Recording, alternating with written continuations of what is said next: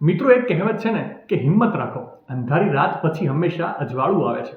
પણ તમે વિચાર કરો કે 6 મહિના સુધી અજવાળું આવે જ નહીં અને ખાલી અંધારું જ રહે તો?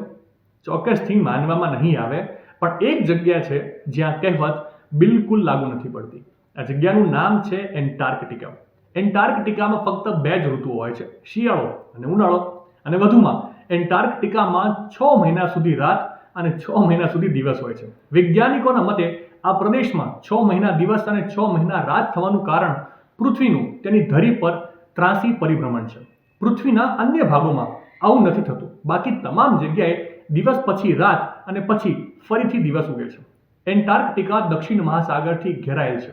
14 મિલિયન ચોરસ કિલોમીટરના ક્ષેત્રફળ સાથે એન્ટાર્કટિકા એશિયા, આફ્રિકા, ઉત્તર અમેરિકા અને દક્ષિણ અમેરિકા પછી પૃથ્વી પરનો 5મો સૌથી મોટો ખંડ છે.